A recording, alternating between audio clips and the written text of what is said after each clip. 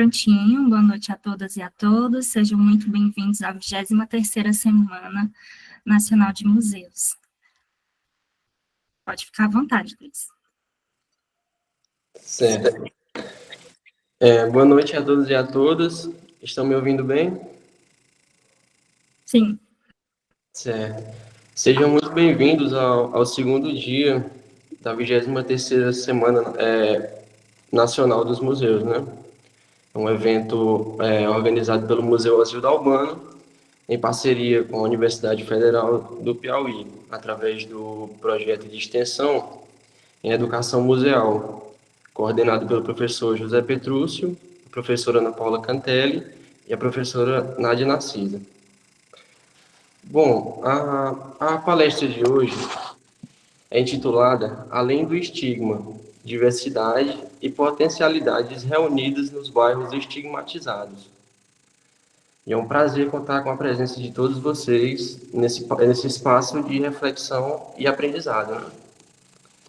Nosso convidado é o professor Raimundo Nonato Lima dos Santos, que é pós-doutor em História do Brasil pelo Programa de Pós-Graduação em História da UFP, doutor em História pela UFPE, professor da graduação e pós-graduação em História da UFP, tutor do grupo PET Cidade, Saúde e Justiça e líder do grupo de pesquisa História, Cidades e Memória. Suas áreas de estudo envolvem cidades, memória, artes e educação. Professor Raimundo, agradecemos por sua presença e por compartilhar conosco seus conhecimentos e reflexões. A palavra está com o senhor. Obrigado, Luiz Antônio, professora Nádia. É um prazer estar aqui com vocês, pessoal. Que seja uma noite boa, né? Bem proveitosa, né? Então, mais uma vez, Nádia, agradecer pelo convite, professora Ana Paula, professor Petrúcio, com esse projeto de extensão tão importante, né? Que é o de educação museal, né? O nosso Museu Asildo Albano, que é um dos mais destacados do estado do Piauí, né? E, quiçá, um dos melhores do Brasil, né? E aí, saudar aqui os alunos, não sei se são todos de História, acho que tem de História aqui, também é aberta a comunidade em geral, né? Então, sejam todos bem-vindos também. Então, vamos bater um papo, né? Sobre o tema de hoje, gente, primeiro eu peço desculpas, eu não preparei nenhum slide, né? Mas eu vou na correria, né? A gente não para nunca. Mas eu vou tentar fazer uma fala o mais didática possível, que vocês possam acompanhar, né? Mesmo sem os slides, né? Mas que possam aproveitar o máximo possível. Então, né? Como já foi dito, além do estigma, diversidade e potencialidade nos bairros. Primeiro, dizer para vocês o seguinte, né? Eu trabalho com cidades, né? Eu trabalho com cidades na graduação, no mestrado e no doutorado, tá? É um tema que já faz parte das minhas pesquisas, das que eu realizo, das que eu oriento. Então, falar um pouquinho mais dessa minha área de estudos, né? Então, eu sou especialista em história e cidades. E o que a gente trabalha com história e cidades? Primeira coisa que a gente tem que entender, né, é que cidades são pessoas. Eu ministro no curso de História da UFP e também na pós-graduação a disciplina chamada Cidades e História. Então, um dos primeiros textos que a gente discute, das primeiras discussões, é isso. O que é cidade? Então, geralmente, de forma geral, quando se pensa cidade, vem à mente construções, né? Casas, prédios, ruas, né? Só que, primeira coisa, né, quem puder anotar, quiser anotar, né, o que é cidade? Cidade não é prédio, não é construção. Cidade são pessoas, pessoas aglomeradas, pessoas juntas, reunidas. Não é uma pessoa, não é duas. Não é uma pessoa aqui e outra acolá. Não, são pessoas reunidas, muita gente reunida. Quando eu digo muita gente, não estou falando de 1 milhão, 2 milhões. Pode ser 1.000 pessoas, entende? Ou seja, a cidade ela pode ter 1.000 habitantes, como pode ter 2 milhões, 10 milhões de habitantes. O fato é, tem que estar aglomerado. Essa é a definição de cidade para qualquer época, qualquer lugar do mundo. Tá bom? Então, dito isso, Se vocês anotaram aí o que é cidade, e cidades são pessoas aglomeradas, tá? É a primeira coisa para a gente entender aqui, para a gente seguir no nosso bate-papo. Bem, tá, então cidades são pessoas. E as construções? Mas aí vamos lá. Bem, uma vez que eu sei que cidades são pessoas reunidas, o que as pessoas reunidas fazem? Elas têm que fazer alguma coisa, né? Porque antes, a gente vamos remontar aqui aos primeiros grupos humanos. Eles viviam nômades. Se estou com fome, né, eu ia coletar uma fruta, eu ia pescar, né? Era assim que eu me alimentava, né?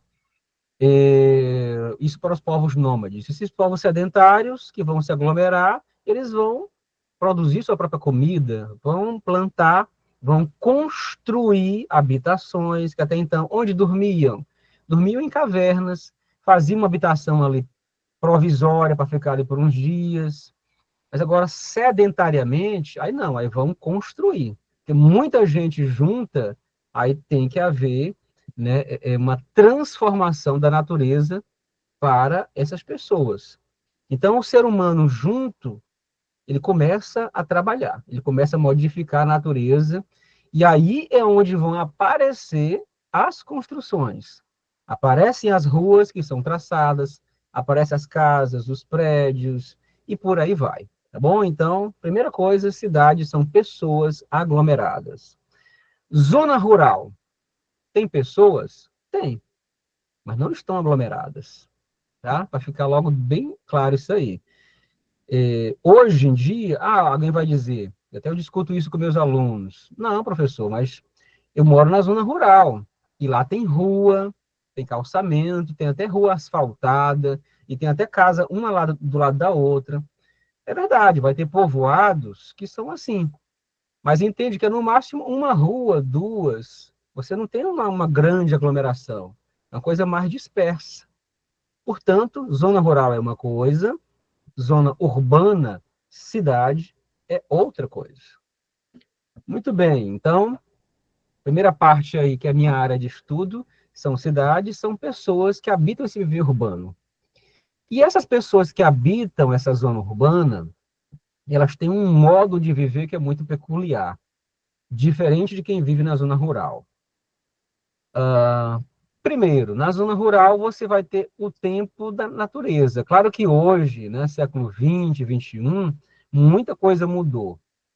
O relógio, né, o relógio, ele não é de hoje, né? Se a gente for pegar aqui uma data assim mais específica, seria o século XIX, com a Revolução Industrial, que é onde a vida humana ela vai passar a ser controlada minuto a minuto pelo relógio. Mas mesmo pegando o século XIX, você vai ter apenas algumas pouquíssimas cidades lá na Europa. Não são todas não, minha gente. No século XIX, as cidades europeias eram todas rurais. Rurais. Bem pequenininhas. Então a gente pensa assim, Revolução Industrial, muitas cidades, muita gente. Nada disso. É só Londres, é só capital. É só Londres, é só Paris, é só Berlim. Então, 99% das cidades europeias é tudo rural, pequenininho. Cidades bem tranquilas, tá? Mas aí, claro, aí essas capitais elas vão aglomerar muita gente e a forma de vida nessas cidades controladas pelo relógio, né? Ela vai ser muito diferente da zona rural, tá? E aí, nesses estudos urbanos, a gente percebe isso, a gente percebe esse modo de vida diferente, um modo de vida que é muito específico da zona urbana, que difere da zona rural. Então, por exemplo, é isso, é o tempo. A zona rural é o tempo da natureza. Dia, claridade pelo sol, e noite, né? Claridade pela lua. Dia e noite. É um tempo bem simples, né? Na cidade, não. Minuto a minuto. Minuto a minuto. Muito super fragmentado. E aquela grande correria. Então, nos estudos urbanos, nós estudamos esse comportamento, né, dessas pessoas aglomeradas, nesse ritmo frenético. Isso acontece tanto na cidade grande, na média, quanto na pequena. Óbvio que vai ter variações, mas sempre com esse tempo do relógio. Bem, essas pesquisas, eu vou falar logo de picos, né, que acho que interessa para a maioria aqui que são de picos de região. Em picos, eu já orientei vários trabalhos de TCC, que é o trabalho de conclusão de curso de História, muitas pesquisas em ICV, Iniciação Científica Voluntária, PIBIC, que é a pesquisa com bolsa, e dessas pesquisas de ICV, de PIBIC, de TCC, muitas delas viraram dissertações de mestrado e doutorado. Então, a gente tem muita gente aí, alunos, inclusive do campus de Picos, que deram continuidade à pesquisa no mestrado e no doutorado, seja em Teresina, ainda na UFP, ou em outras instituições. Então, nós temos um campo bastante vasto.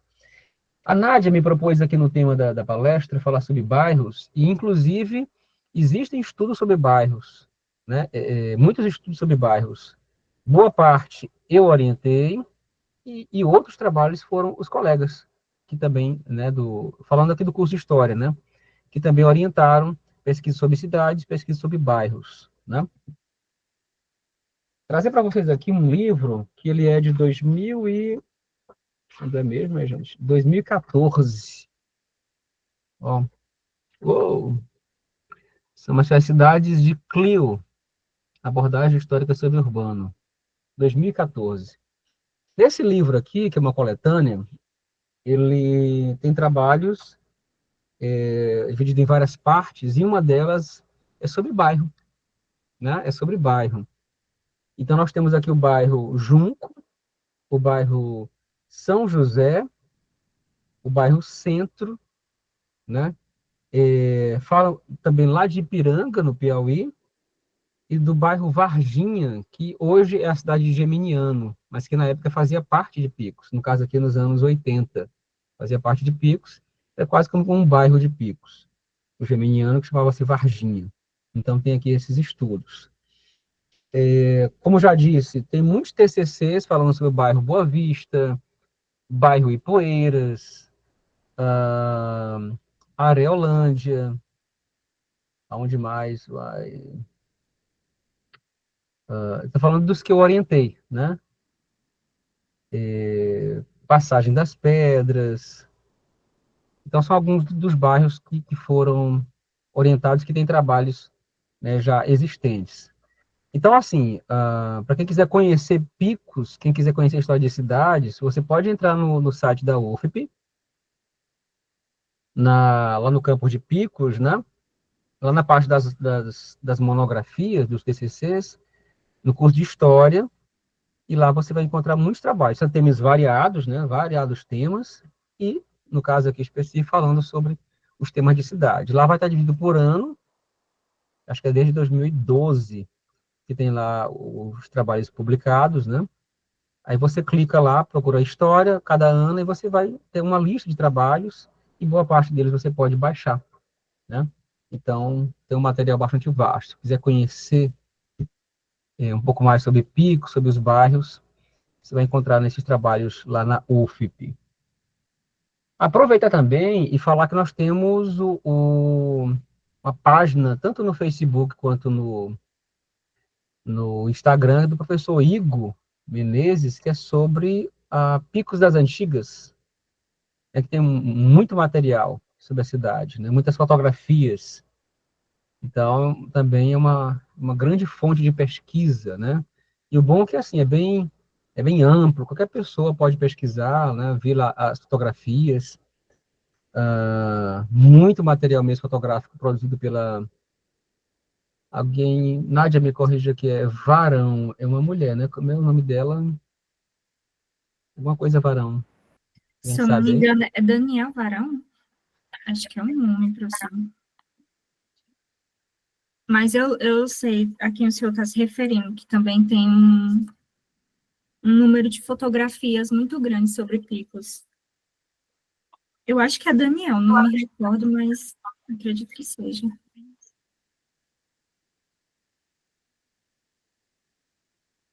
A Cristina Varão. Isso.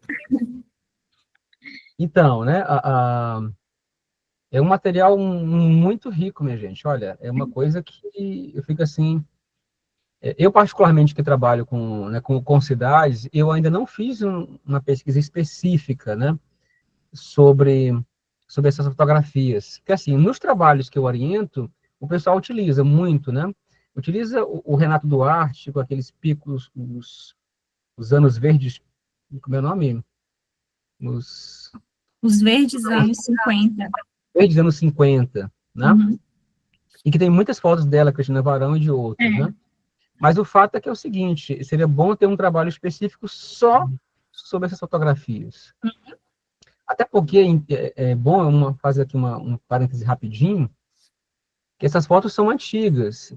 E, e assim, até os anos 80, 90, minha gente, fotografia, até o comecinho de 90, era algo muito caro no Brasil. Caro. Então, família de baixa renda, ah, bacana. Obrigado, Maria dos Remédios. Informação boa aqui da Maria dos Remédios aqui falando que o pai dela era fotógrafo, né?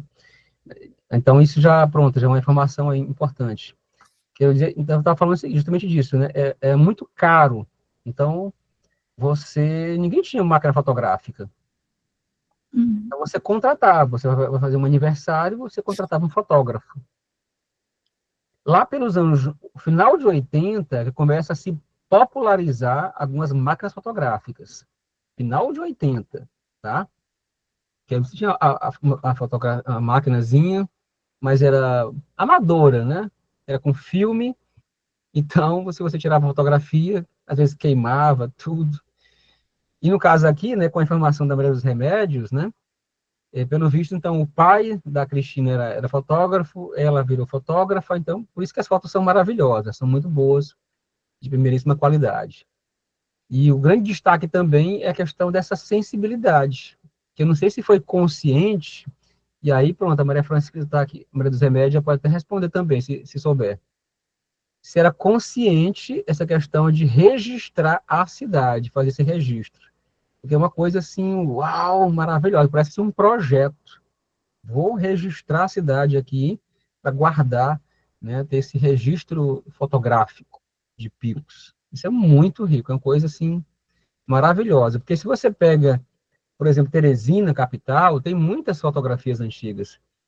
Mas, assim, são fotos avulsas, de pessoas avulsas.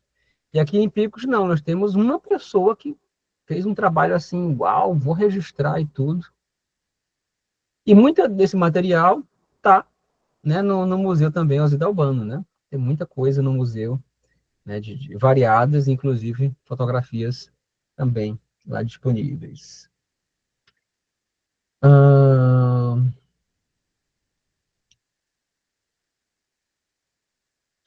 então, falando sobre isso, vamos aqui falar agora sobre esses pesquisas de bairro, né? Eu já falei de alguns. Eu vou focar hoje no texto da Marina Floraci, que é da turma da Nádia, né? Que é falando sobre o bairro Parque de Exposição. Mas a mesma Marina também, ela fez uma pesquisa sobre o bairro Junco. A Maria Francisca, o bairro São José. Ana Beatriz, o bairro Boa Vista. E a Lohane, sobre o bairro Junco. Vou falar um pouquinho da última, que é a Lohane, que foi recentemente. A Lohane da Silva Borges, fez uma pesquisa sobre o bairro Junco, com foco na Praça do PCC. Tá? Na Praça do PCC. E vai entrar também aqui em comungar com os outros trabalhos. Então, eu vou falar desse trabalho, eu vou falar de um, de outro. Dizer o seguinte, olha, Picos, nos anos 80, é uma cidade que muitas do Brasil está se urbanizando. Tá? Se urbanizando. O Brasil, ele era ainda predominantemente rural, quer dizer, estava mudando, na verdade, né? Tem estudos que indicam que os anos 60, 70 começa ali a predominar a população urbana passando da rural. Mas o fato é que isso é muito mais nas capitais e cidades médias. As cidades pequenas ainda continuavam rurais, ou seja, a maioria das pessoas morando na zona rural. E o urbano também muito misturado, rural, urbano muito misturado. Como assim? Você tem ruas sem calçamento, animais transitando livremente nas ruas, né? Então, esse ritmo rural muito presente no meio urbano. Então, isso há 70, 80, era muito presente no Brasil como um todo. E Picos não era diferente. Bem, muitos bairros de Picos surgiram nos anos 80. Ou, se não surgiram, se desenvolveram mais a partir dessa década. O Neurivan, que é do livro que eu citei aqui, inclusive, ele fala disso. Para vocês terem ideia, na década de 80, o próprio centro da cidade de Picos, ele ainda tinha muitas ruas que não eram calçadas, tá? Que ainda tinha aspectos rurais. O centro. Então, imagine os bairros, né? Então, na verdade, você não tinha bairros assim bem configurados na década de 80 em Picos, tá? Você tinha, nós poderíamos dizer até que núcleos urbanos que eram mais como se fossem povoados, tá? Povoados de Picos do centro. Então, onde hoje é o Junco, o São José, Bomba, Ipueiras, né? Isso tudo era como se fosse zona rural, como se fosse povoados da região central. Então, é nos anos 80 que você vai ter uma configuração, né? Vai havendo mais uma expansão demográfica, ruas vão sendo traçadas, começa a calçar uma rua aqui, outra por lá, então vão tomando um formato mais urbano, o centro e esses outros bairros. E aí o Junco não é diferente, ele entra nessa onda, tá? Como acho que vocês devem saber boa parte aqui, né? Ele era um bairro gigante, inclusive a Mariana Floracila fala disso também, pegando ali, para quem conhece, onde hoje é o DNR, dali até o Junco, não existia o parque de exposição era Junco, tá? Era o bairro Junco, então essa região todinha era o bairro. Ah, a questão do nome, né, vem de uma planta, né, o junco, vem dessa planta. Tinha muitas lagoas nessa região. E aí vai se urbanizando, né? E muita coisa vai se desenvolvendo, né, nesse local do bairro, né? Você vai ter a igreja de São Francisco, você vai ter pequenos comércios. Então, nós vamos ter uma outra região central emergindo na cidade, como outros, inclusive muitos consideram, né? O bairro Junco como uma outra região central de Picos, né? Por muita coisa que tem nessa região. Então, você vai ter o bairro Junco, você vai ter o bairro São José, você vai ter o bairro Boa Vista, o bairro Paroquial, todos nessa década de 80 eles vão surgindo, vão emergindo, vão se desenvolvendo, com doações de terras, muitas por parte da prefeitura. A própria Areolândia, estou pronunciando correto, né? É isso mesmo?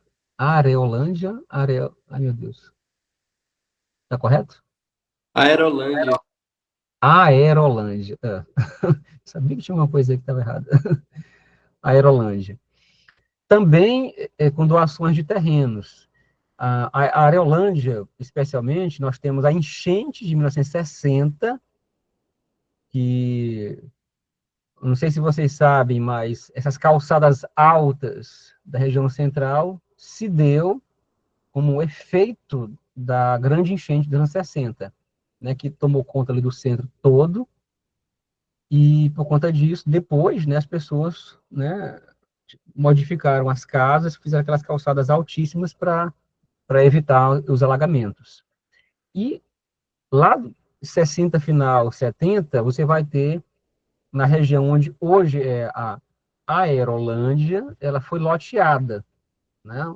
Muitos lotes foram feitos de pessoas que estavam justamente fugindo com medo da enchente. Queriam ficar na região, literalmente, bem alta. Então, houve esses loteamentos também nos anos 80. Então, tanto onde hoje a Aerolândia, Morro da Mariana, o Paroquial ali, foram resultantes dessa enchente de 60. As pessoas foram morar lá. Tanto as de baixa renda, quanto também pessoas que tinham um certo poder aquisitivo foram morar nessa região para fugir, né, da, das enchentes, né? Muito bem, né? Bem, então, veja que eu estou falando de Junco, falando de outros bairros, porque eles estão conectados, né? E tem dificuldades. Que dificuldades são essas? Já falei, né, de falta de saneamento básico, de pavimentação, você não tem coleta de lixo, você não tinha água encanada, energia elétrica apenas em algumas casas, tá? Então, eram vários problemas estruturais dos vários bairros da cidade como um todo, né? Da cidade como um todo. Então, o bairro Junco não era diferente. Aí daqui, eu já vou partir, se tiver alguma dúvida, tá, a Cassandra colocou, né? Podem fazer, tá? Nos anos 80, nós vamos ter uma parte desse bairro Junco que ela vai se fragmentar. O prefeito da época, Abel de Barros, Abel de Souza, não lembro agora direitinho, Abel alguma coisa. Ele vai lotear, né, vai fragmentar uma parte do Junco e vai lotear e distribuir para pessoas de baixa renda na cidade. E é nesse momento que vai surgir o bairro Parque de Exposição, né, como um fragmento do bairro Junco, né, desses anos 80. Pessoas de baixa renda. Tinha que pagar alguma coisa? Não, foram doações de terrenos. Não tinha bastava querer morar na casa, então o prefeito ele fez essas doações. E aí, inclusive, a gente vai entrar aqui já no texto da Mariana Floracy, porque eu estava falando do texto da Lohane, né? Mas aí Lohane e Mariana Floracy trabalham o junco e a exposição, né? Porque era uma coisa só. Nesse comecinho, né? Neste começo. Então, o bairro vai emergindo com essas pessoas que recebem essas doações, num primeiro momento. A Mariana Floracy fala de várias fases. Numa outra fase, que já é anos 90, continua essa doação de terras, dessa vez especificamente para garis, tá? Para os garis da Prefeitura de Picos. O fato é, 80, 90, o bairro Parque de Exposição ele vai surgir a partir de doação de terrenos para pessoas de baixa renda. E daí? E daí que no trabalho da Mariana Floracy, ela vai dizer que aí está um dos começos da estigmatização. E aí já, especificamente no tema da palestra, né? Além do estigma, né? Então, nós temos um bairro Parque de Exposição bastante estigmatizado até hoje. E como? Como um local de pobreza, como um local de violência. Tá? Local de pobreza, local de violência. Então, o trabalho da Mariana Floracy vai discutir justamente isso. Como se deu esse processo de estigmatização desse bairro? Foi natural? Desde sempre existe? Foi construído? Então, o trabalho dela analisa justamente isso. Então, a primeira coisa a se saber é: o bairro não existe desde sempre. Era bairro Junco. Do Junco se fragmenta um pedaço e aí vira bairro Parque de Exposição. E um dos motivos que a Mariana, na pesquisa, que vai justificar um dos motivos que vão apontar essa construção dessa imagem negativa de pobreza é o fato dessa doação de terrenos para pessoas de baixa renda. Como assim? Para outras partes da cidade, as pessoas passaram a reconhecer o parque de exposição como o local onde só mora gente pobre, onde só tem gente pobre, né? Pessoas de baixa renda, são os garis, né? Então ficou marcado dessa forma aí o local. Isso é uma mentira, uma verdade? Não. A Mariana encontrou as fontes, variadas fontes, documentos de doação de terreno, ela encontrou, títulos de aforamento da prefeitura, entrevistou vários moradores antigos do bairro, então tudo certo.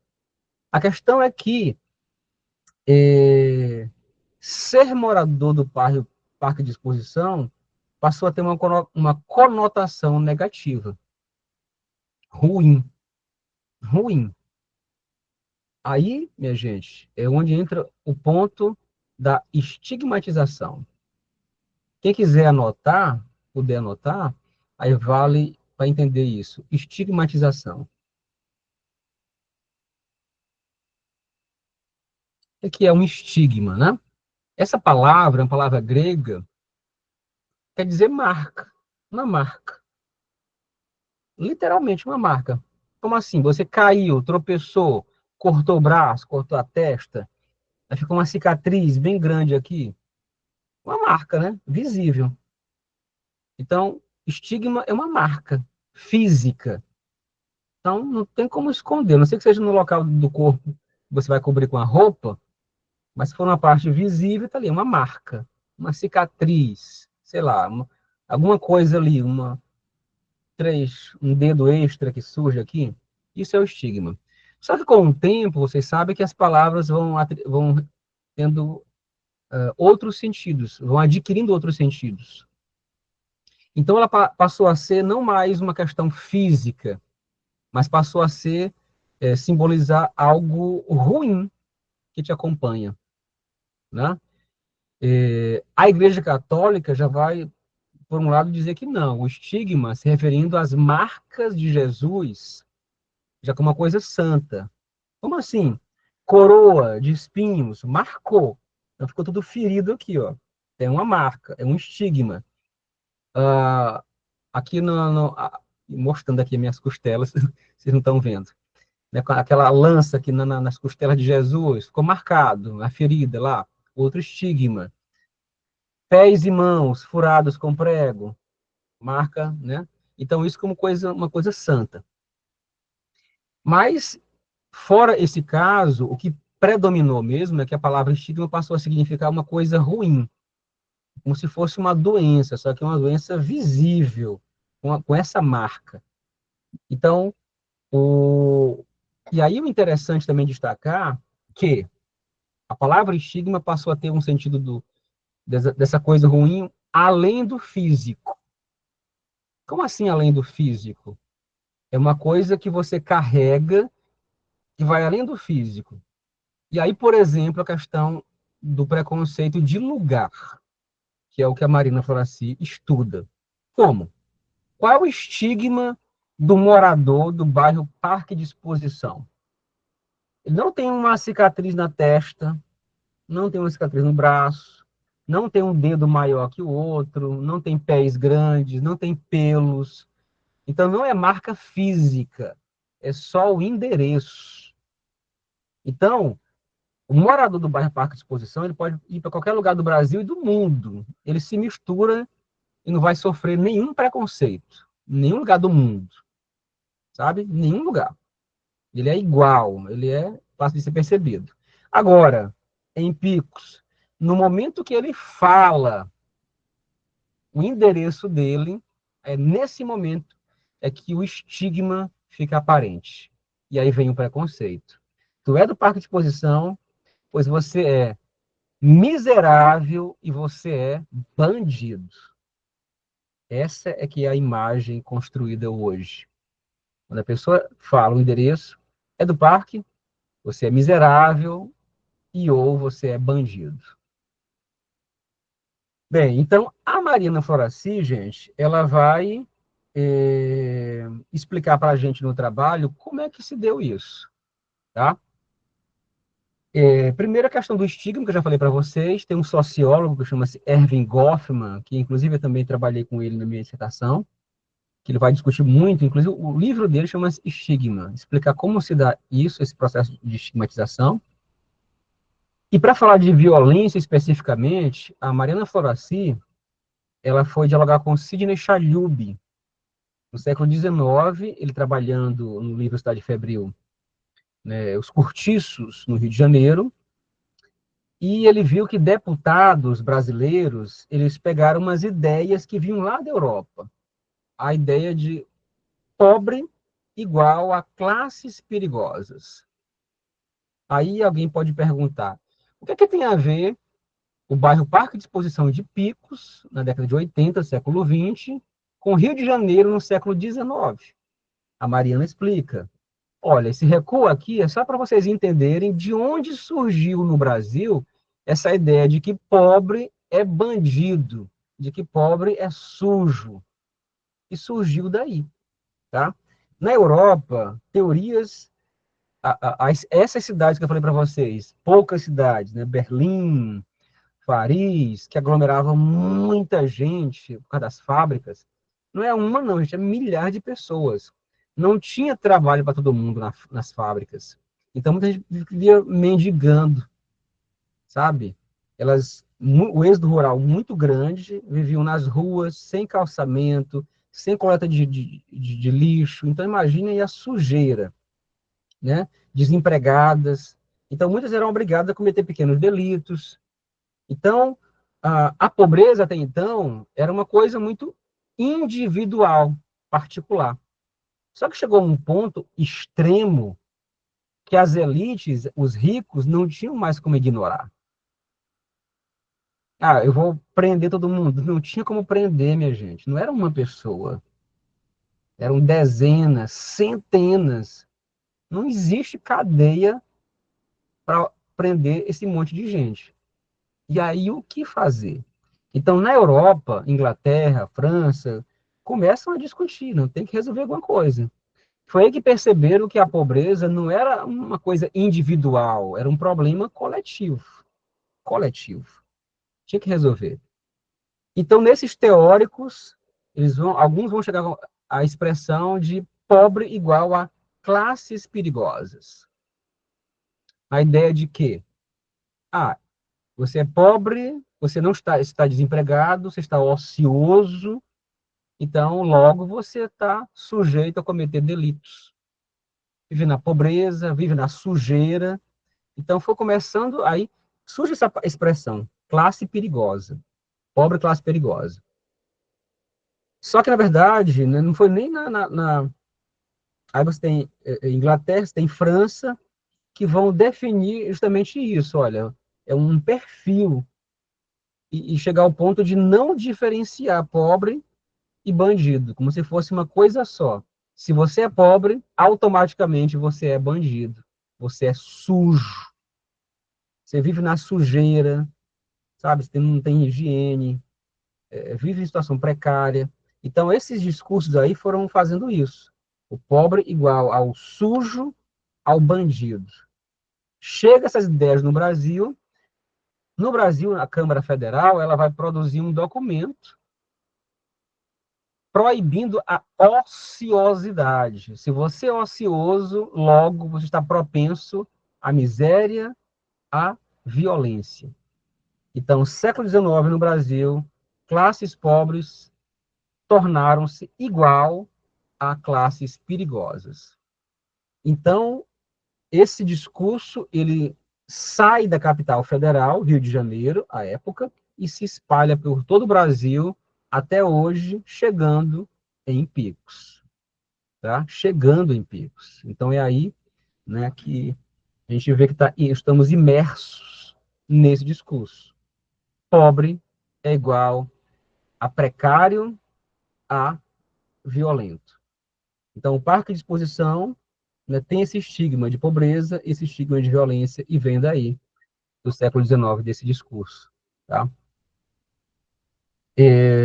Como se difundiu esse discurso, né? Ah, a pessoa mora lá na Ipueiras, mora lá, sei lá, de outro bairro distante. Como é que ela ficou sabendo desse discurso?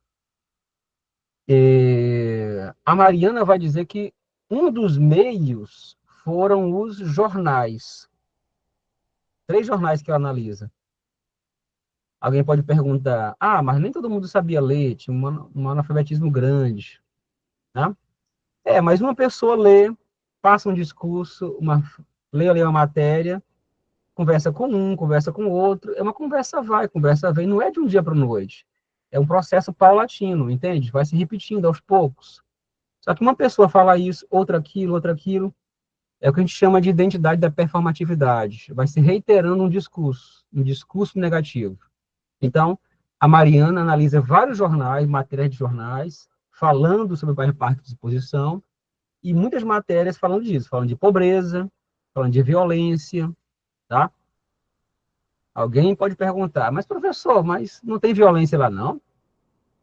A Mariana foi atrás de boletins de ocorrência, ou seja, fontes oficiais. E, inclusive, ela comparou com os dados do bairro Parque de Exposição com o Junco. E o que ela percebeu que os dados oficiais apontavam um bairro muito pacífico, o contrário do que se dizia, tá? Um bairro pacífico, um bairro sem maiores crimes, roubos, assaltos, homicídios, não tinha. Dados oficiais, não. Mas e fonte extraoficial? Ela também foi atrás, ela entrevistou pessoas, moradores antigos, e também diziam que não tinha esses altos índices de violência. Então, logo, tanto a fonte oficial quanto a fonte extraoficial falavam, né, de um bairro pacífico. Não tinha violência? Violência tinha. O que não tinha era casos extremos que configurassem o bairro como violento. Ou seja, a violência que tinha no bairro Parque Exposição era a mesma que tinha no Junco, na Ipueiras, em qualquer outro bairro da cidade. Nada além, né, dessa, entre aspas, normalidade. Então, vem a pergunta de novo, mas por que é que esse bairro específico ficou com esse estigma de violento e de pobre? Na pesquisa de Mariana, pegando o meio, que é o jornal impresso, por conta dessas matérias que iam se reiterando, acompanhadas de uma oralidade. É o bairro dos pobres, é o bairro onde tem violência, é o bairro onde tem tráfico de drogas, né? E por aí vai. Então ficou essa estigmatização. Eu vou começar, estou finalizando aqui a minha fala para abrir para perguntas para vocês, tá? Então, tá. Diversidade e potencialidades reunidas nos bairros, né? O que tem de potencialidade no bairro Junco?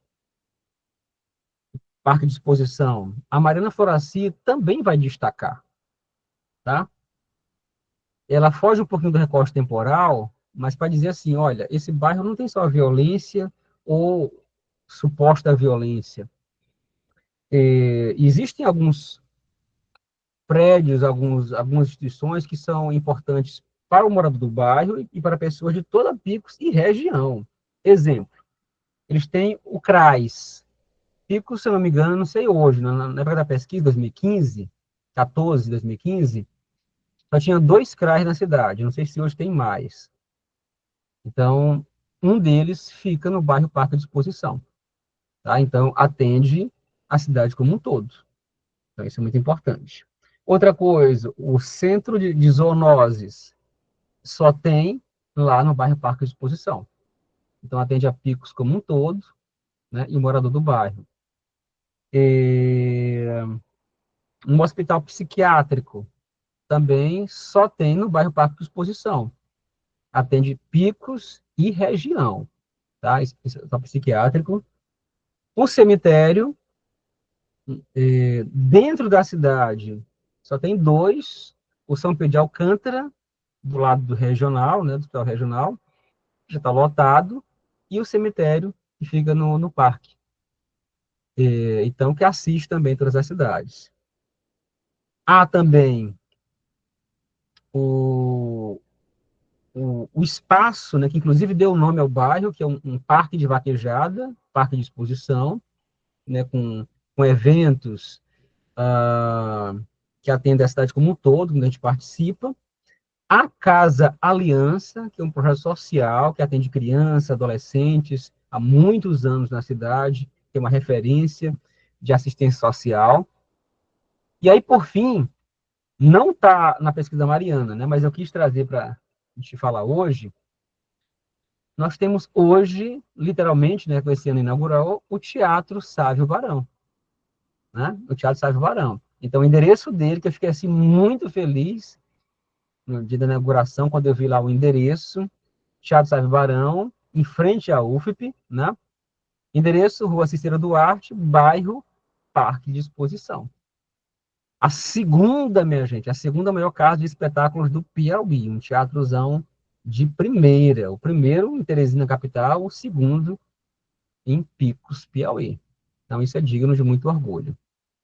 Então, para além da estigmatização, o bairro possui essas muitas potencialidades. Tá? A gente, falando, né, do bairro Junco, falando de Picos, mas muitas questões podem ser atribuídas a qualquer outra cidade. Tá? Bem, mas eu acho que é isso. Eu vou deixar espaço aqui para perguntas, Nádia. Muito obrigado. Certo. Muito obrigado, professor. Agradecemos imensamente aqui a presença do senhor, uma excelente palestra. E agora a gente vai abrir um espaço para perguntas e comentários do público. Quem quiser aí participar, pode solicitar aí a participação, ou então escrever no chat.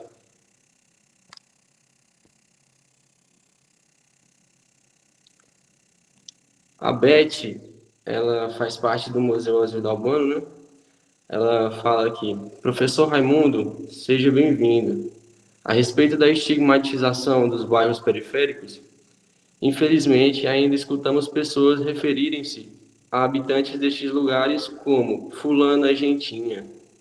O interessante é que quando as pessoas que sofrem este tipo de preconceito ficam ricas, são bem aceitos pela tal sociedade.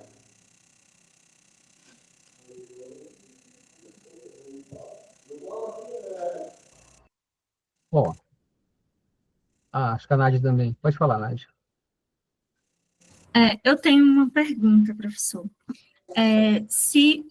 Assim, pelos estudos que o senhor tem do processo de orientação, né, mais especificamente sobre o bairro Exposição, se pelo fato de ter ocorrido a construção de uma narrativa estigmatizante acerca, né, do bairro Parque de Exposição, se como consequência dessa narrativa trouxe benefícios no sentido de, por exemplo, o teatro, localizar ali o teatro, a universidade, né, e outros espaços que promovem, que, na verdade, tentam retirar, né, do bairro e das pessoas esse estigma, né, se em decorrência disso ocasionou benefícios no sentido aí da cultura, né, do âmbito social para as pessoas que vivem ali.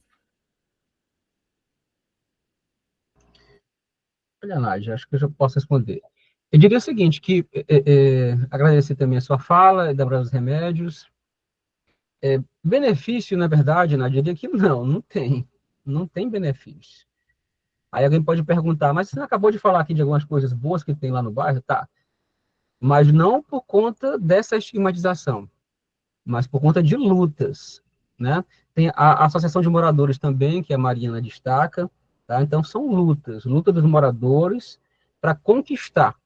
Então, é uma coisa muito nesse sentido, de muita luta constante, da época até hoje, para que o bairro tenha as melhorias. Então, essa questão da estigmatização é algo que é muito, né, como foi dito aqui na expressão, né, fulano é gentinha. Então, essa estigmatização, ela machuca muito, né? A Mariana, ela é muito feliz nas discussões que ela faz. Logo no primeiro capítulo, ela faz um relato, né? A princípio, que parece ser uma crônica, uma ficção, mas assim, uma pessoa que foi morta no Rio Grande do Sul, um jovem, filho único, tá? E o que aconteceu? Ele estava numa cidade, numa festa, aí ele foi dar carona para dois amigos, um casal. O pai dele foi pegar os três. Só que nessa cidade apareceu um grupo, 14 pessoas, 14 jovens, e espancou os três, sabe? Espancou os três. Por quê? Porque esse casal não era da cidade, era de uma outra cidade que era rival. Era rival. Nesse espancamento, esse jovem, filho único, acabou falecendo. Então, é uma situação muito triste. Então, para ver, olha, só por conta dessa questão de rivalidade, de achar que uma cidade é melhor que outra, um bairro é melhor que outro, então chega-se a casos extremos como esse relatado. Então, no caso específico aqui do bairro, graças a Deus, pelo menos na pesquisa e também do que eu conheço empiricamente, não chegou a nenhum extremo desse ponto. Mas é muito constrangedor, né? É o que machuca muito cotidianamente. Você é gentinha, você é não sei o quê, você tem que negar o seu bairro muitas das vezes. De onde você é? Não, eu não sou do parque, eu sou do Junco. Eu tenho que negar, né, o meu endereço, porque as pessoas me veem com outro olhar de bandido, não sei o que e tudo e tal. Então, é algo que... Então, viu, Nádia, essas conquistas, elas são fruto dessa luta, que ela é constante. Ted Rap, todo mundo conhece, né, que é o Eduardo Lopes, cursou pedagogia na UFP, né, é um grafiteiro, é rapper. Ele é um desses que lutam muito para melhorar a identidade do bairro, né? Então, é fruto disso. A questão do teatro, especificamente, ela é bom lembrar o seguinte, gente, ela é uma doação, o terreno é da UFP, tá? É da UFP, e uma parceria com o governo do estado. O terreno é da UFP, cedeu para que o estado construísse o teatro. E assim, como eu destaquei, o bom é que eles não colocaram no endereço lá bairro Junco. Eu não sei se isso foi proposital, viu, Nádia? Não sei se foi proposital. Por que eu digo isso? Porque, como eu disse antes, muita gente nega o bairro, né? E a gente não vai nem, assim, falar dessa pessoa, porque ela, na verdade, é uma proteção. Ela sofreu a vida toda apenas por dizer que é da exposição, então ela se vê obrigada a negar, né? E a própria universidade é um ponto também questionável. O terreno da universidade, ele é junco ou ele é exposição? É uma coisa também que fica ali, né? Que fica em debate, né? Será se é de fato da exposição? Será se é do junco, né? A Mariana, nos documentos que ela encontrou, não fica muito claro, não tem nenhum documento que evidencie de fato de qual é o bairro do terreno da universidade, tá? Então, simbolicamente, o endereço do teatro, que é uma casa, né, maravilhosa, né, de fato um prédio muito bonito e o potencial que ele tem, isso significa muito e vai criar uma imagem diferente para o bairro. Isso é tanto que nas reportagens, quando eu fui procurar, na verdade, né, porque eu soube do teatro, primeiro pelas reportagens, depois eu conheci o espaço físico. A gente procurava fotografias, né, do espaço. Nas fotografias a gente não consegue perceber se é parque de exposição ou se é junco, né? Na reportagem diz que é no parque de exposição, mas a gente não consegue visualizar onde é, em que espaço do parque exposição, né? Fica bem vago mesmo, né? Até hoje.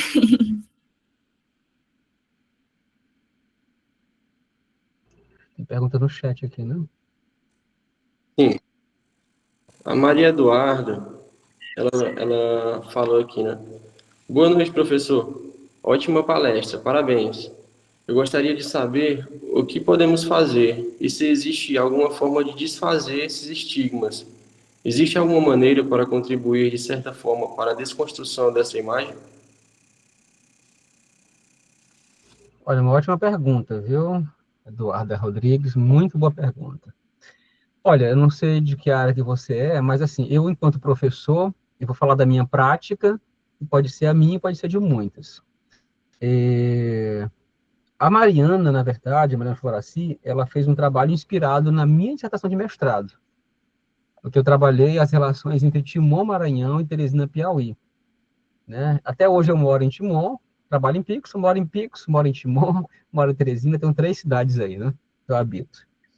Mas assim, o morador de Timon, ele sofre também esse preconceito, tá?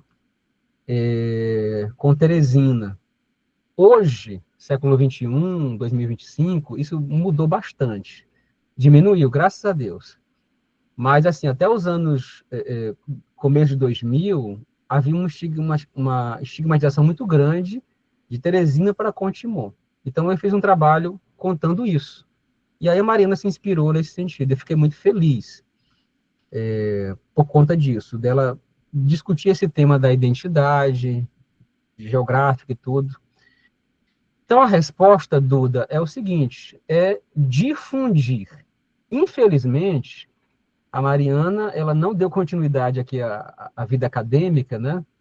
Ela preferiu seguir outros caminhos. Quando eu digo isso, no sentido de que essa obra, esse TCC, ele poderia, né, estar publicado. Mas no que me cabe, enquanto professor, eu difundo como? Sempre discuto nas minhas aulas, nas minhas disciplinas que eu trabalho, então eu peço que os alunos leiam, discutam, então eu estou ali discutindo o tema, fazendo as pessoas conhecerem, fazendo ler, né? Então, o que fazer? Difundir, sabe? Difundir essa história. Qual é a história? De que esses estigmas, eles foram construídos, não são naturais.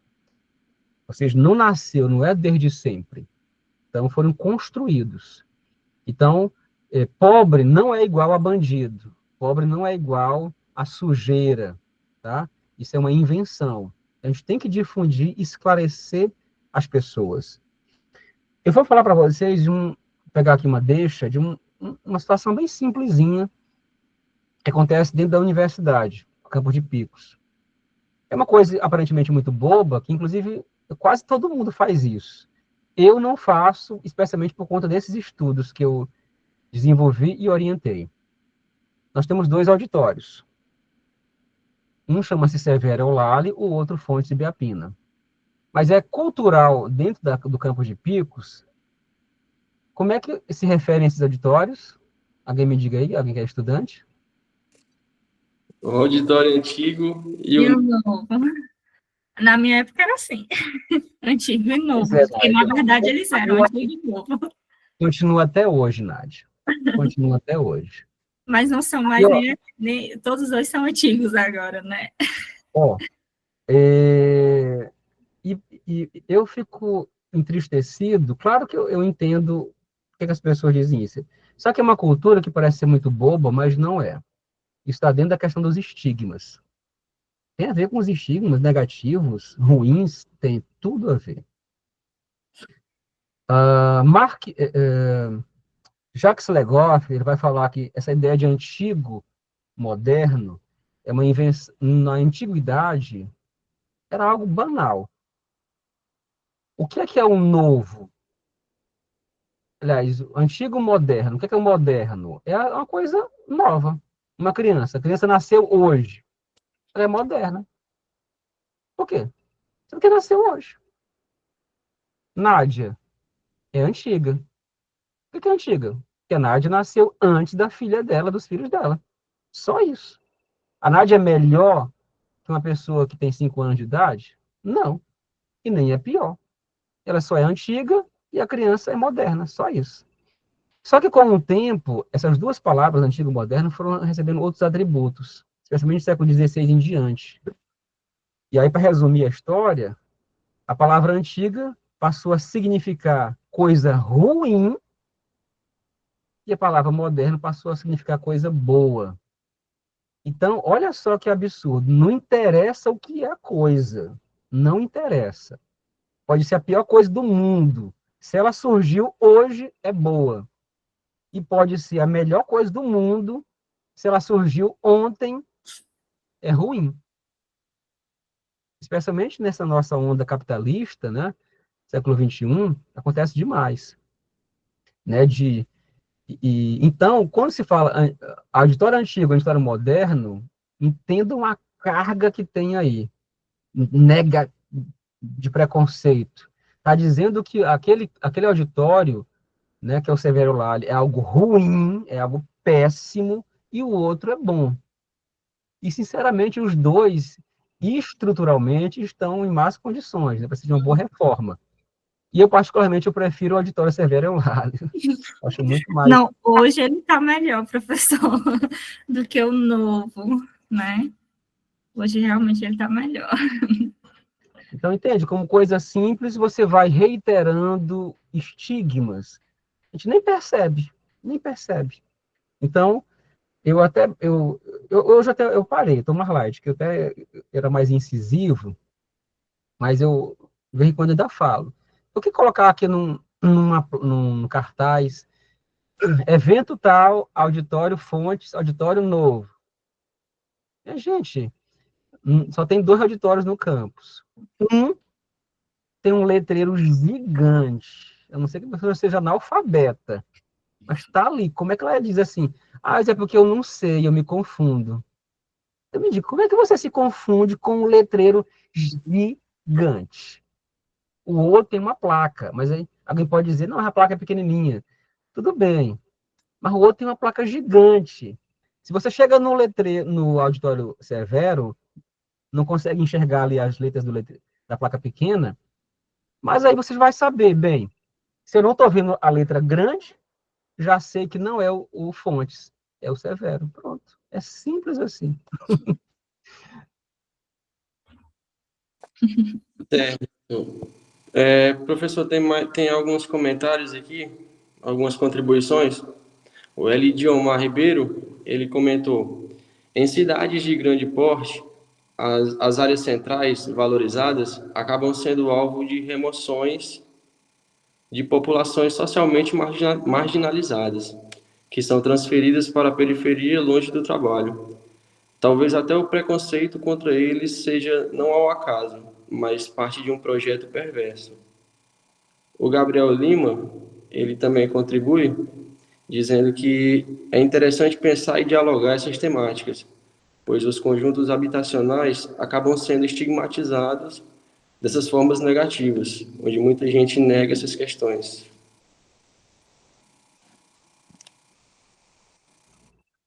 Pois é, não, olha, existem, obrigado Elidiomar e Gabriel, existem os projetos, né, dos arquitetos urbanistas, dos promotores imobiliários, né, e e fazem essas remoções, né, e Brasil e mundo afora isso não é novidade, né, os chamados bota abaixo. Então, quando você tem ali uma habitação precária, que está no meio de um projeto modernizador, eles acabam passando o trator por cima, literalmente, em algumas situações, né? O que fazer diante disso? É uma questão que é bastante complexa, né?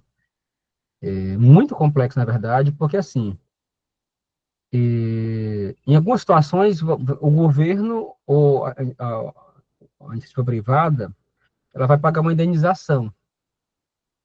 Só que, o que é complexo? Porque aí você pode dizer, a empresa ou o Estado pagou a indenização para aquela casa, para aquela família. E ela vai construir uma casa em outro local, ou alugar, ou comprar uma casa em outro local. Mas não é tão simples assim, porque existe a questão do apego ao local, às vivências.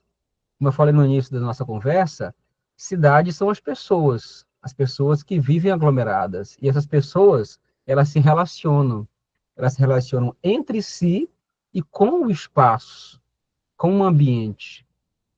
Tá? Então, tem essa relação afetiva. Então, eu recebi uma grana, mas entenda, e a minha vivência, e as minhas memórias naquele local. Então, não é tão simples assim. Recebi uma indenização, vou embora e pronto. Não, o ser humano, ele é afetividade, né? Ele tem esse vínculo emocional com o local. Então, essas questões aí, elas têm que ser muito bem trabalhadas, não é simples assim, né? Só que, infelizmente, né, a gente acontece muitos casos do Estado ou empresas privadas não dar essa devida atenção para esses casos e passar o trator por cima, e em muitas situações nem pagam indenização, não. Né? Bem complicado isso. Gabriel aqui, deixa eu ver.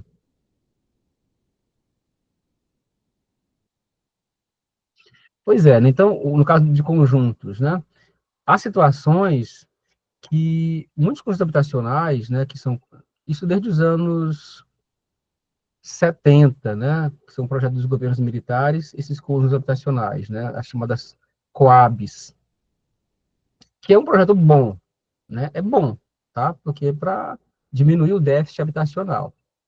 O problema é que a maioria dessas construções não é de boa qualidade, tá? São casas com material precário, o local escolhido é um local bem distante do centro, às vezes não tem estrada, você não vai ter transporte, e chega-se ao ponto absurdo até de situações, até na capital isso aconteceu, de não ter água e nem luz. E aí chega o ponto que a própria Caixa Econômica, que é a gestora hoje, né, dessas construções, dizia assim, olha, construímos a casa. Primeiro você vai morar e depois a gente coloca água e luz. Aí vem a pergunta, mas como é que eu vou morar numa casa que não tem água e luz?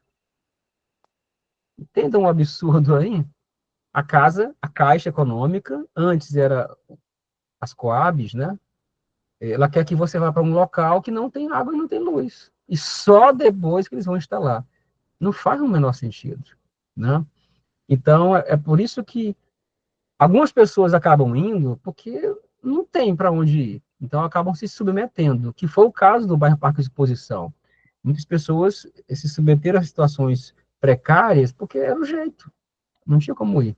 E aí, logo, pelo olhar dos outros, vai ser um olhar estigmatizante nesse sentido. Ah, são pessoas, né, miseráveis que estão ali naquele bairro, naquele conjunto habitacional.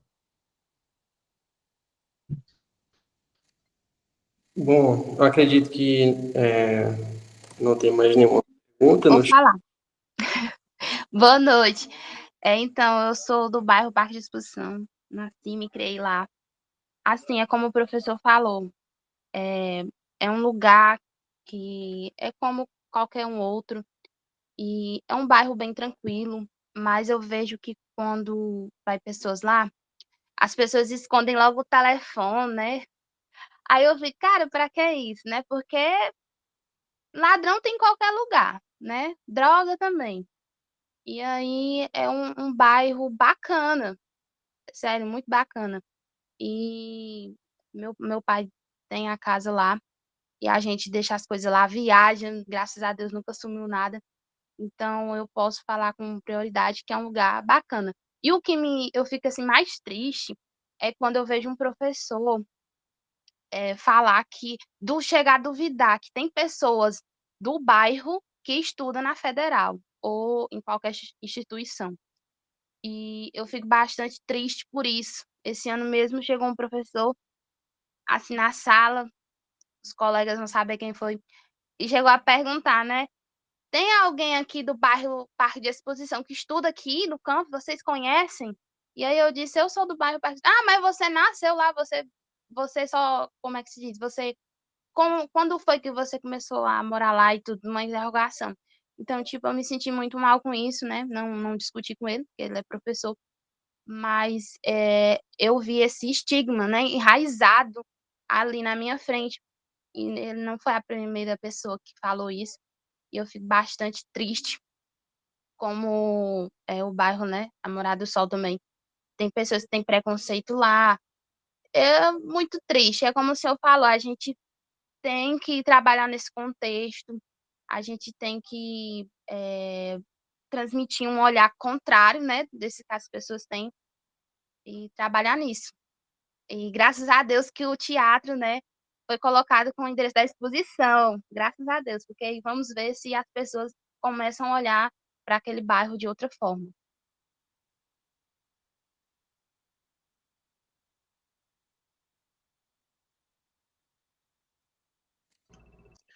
Pois é, Cassandra, ó, obrigado pelos seus comentários. É isso mesmo, né? Eu fico, não sei quem é esse colega aí, né? Peço desculpas, né? Por ser professor, né? Por essa atitude aí, mas infelizmente acontece, né? Não é minha, com certeza que a minha fala é outra, o meu discurso é justamente outro, né? Eu estou lá para defender, né, o bairro por conta desses estudos específicos, né, que eu oriento, que eu desenvolvi, no caso aqui de Timon, que conheço. E assim, é um problema que também que não é só sabe, de Picos, de Timon, é do mundo todo, essa questão da estigmatização e questão do preconceito para a origem, né, geográfica, né, de onde você mora. O que é uma pena, né? Como eu disse antes, que chega a situações extremas, né, até de violência, de morte, mas mesmo quando não acontece, tem essa situação constrangedora que é chata. Então, o nosso papel, né, como dito aqui antes, é vamos difundir, esclarecer, né, para que não se repita, né, esses comentários. Vou só falar antes do Luiz finalizar. Eu acredito que o professor Raimundo ele foi muito feliz na fala de hoje, porque nós do projeto de extensão em educação museal, após o evento, né, a gente sempre organiza uma exposição no museu com o tema do evento, né?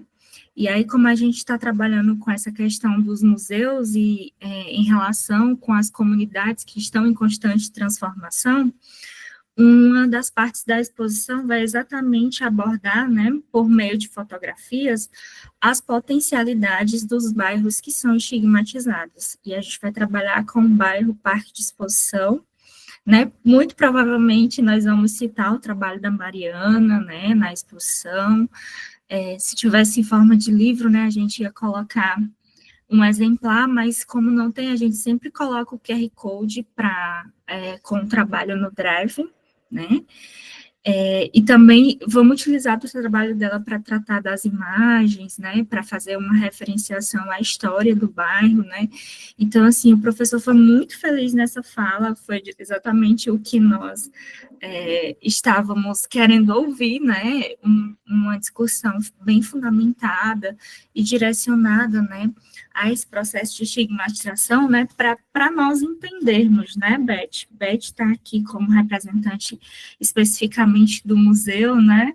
Eu acho que nos ajudou bastante. Eu já anotei várias ideias aqui para a construção da exposição, né? Aí nesse processo, né, a gente vai trabalhar muito com as fotografias do bairro, né, e como o senhor disse no início da fala, né, as cidades são pessoas em aglomerados, se a gente vai falar de bairro, as fotografias, elas também precisam trazer essas pessoas, né, então, assim, quem é que compõe o bairro Parque de Exposição, né, não só os prédios, né, o teatro, a Casa Aliança, né, o próprio parque, né, mas as pessoas que estão por trás desses espaços, né?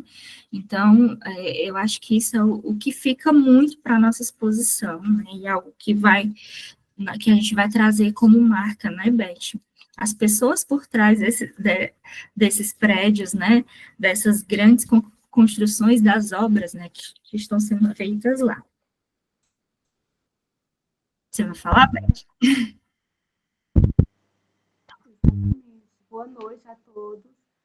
Professor, parabéns e obrigada também por dividir o seu conhecimento conosco. O museu está muito animado, sabe? Beth, está um pouquinho baixo do teu áudio. Não sei se é porque o som está ao lado do fone. Está um pouquinho abafado. Vou tentar fazer aqui. Boa noite a todos. Parabéns, professor, e todos os organizadores do evento. Foi muito gratificante participar dessa palestra e eu concordo com a Nádia. Nós estamos muito animados em organizar, planejar essa exposição, que promete, né, Nádia? E, assim, dizer que o acervo do museu, ele guarda recortes de jornais sobre alguns bairros aqui, né? Eu estou falando do jornal Macambira, que foi digitalizado, mas ainda falta uma organização nossa para poder colocar cada exemplar mais acessível, digitalizado. Estou falando da digitalização. Mas mesmo com essa falta de organização no arquivo, porque assim, nós ainda podemos encontrar páginas falando sobre vários bairros daqui, de Picos, inclusive o bairro Junco, conta um pouco da história. Sobre o bairro Junco, se eu não me engano, foi lá que foi construída as indústrias Coelho, né? Paraibinha, Paraibinha, exatamente. que é o meu bairro. Que eu também, quando eu falo que sou da Paraibinha, eu já sei esse estigma, né? Exatamente. Também compartilho que é um bairro operário, né? Não tenho vergonha de morar aqui, para mim, é um dos bairros mais tranquilos e que nunca teve gente. Exatamente. Né? Então, assim, geograficamente falando, né, o espaço é bom, né? Bem tranquilo, no sentido de adulto, né? E a gente pode utilizar essas informações, né, para ir construindo também a exposição, né? Então, o museu está disponível para o que for necessário.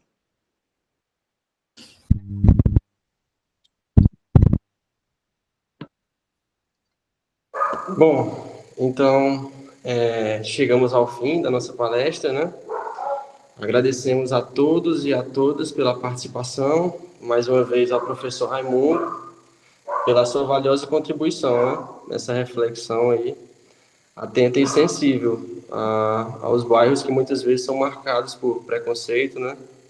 E exclusão. Agradeço a todos e gostaria de convidá-los também à nossa conferência de encerramento amanhã. Vai acontecer no auditório Severo Eulálio, das 19 horas, perdão, das 19 às 20h30, certo?